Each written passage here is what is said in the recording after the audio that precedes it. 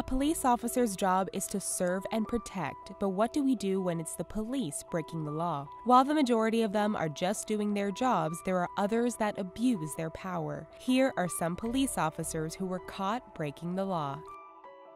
Stalking.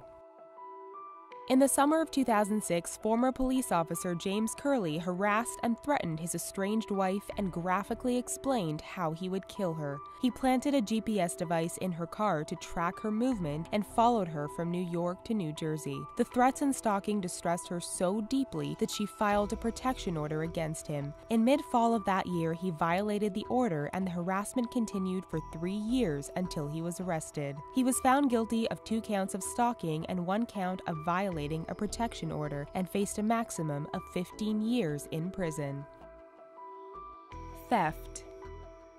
Former Jersey City police officer Mario Rodriguez was sentenced to 3 years in prison in January 2015. In July 2013, Rodriguez and an accomplice stole more than 500,000 cigarettes and 6 TVs from a warehouse in Secaucus, New Jersey. He drove out to Staten Island, New York to sell the cigarettes and 3 of the TVs. He also used his status as a police officer to rob a drug courier, running off with $20,000 in cash. However, everything wasn't as it appeared. The buyer for the cigarettes and the courier were both undercover agents, and his accomplice was a confidential informant. He was arrested after meeting another undercover agent to split the cash. Witness tampering.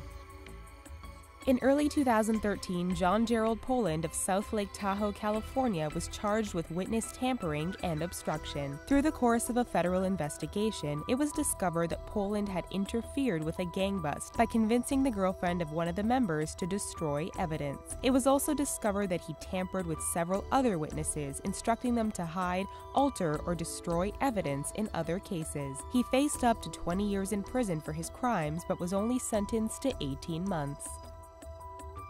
Drugs and firearms.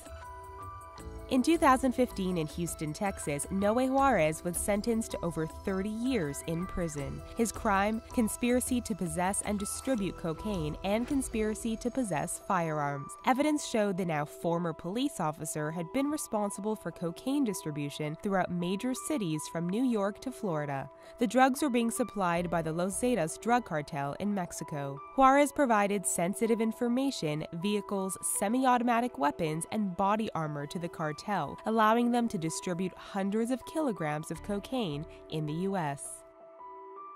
Arson. Dustin Lopez, a former New Mexican police officer, had a problem. In late 2015, the owner of the Palos Inn Hotel entrusted his establishment to Lopez, who promised to keep an eye on it. Instead, he started a fire within the building and watched it burn. When firefighters arrived, he continued to watch as they risked their lives to put out the blaze. He also admitted to setting a home on fire that same summer. He resigned from the force before he was arrested and admitted to having an accomplice that helped him. He was convicted of 2 counts of arson and sentenced to 4 years and 6 months in prison. Perjury. Former officer Patrick Regan of Manhattan was 36 years old at the time of his conviction in August 1995. Once a decorated officer, it was discovered that Regan had lied to the grand jury more than 46 times over 2 days in 1994. A federal investigation spanning 3 years looked into the anti-crime unit in the 34th Precinct and discovered Regan had lied on the witness stand to protect fellow officers who were violating people's rights during arrests and lying to make their arrests stick. After being convicted on 2 counts of perjury, Regan continued to deny the accusations as he faced up to 10 years in prison. He ended up being sentenced to only a year and a day in jail. Deviant behavior.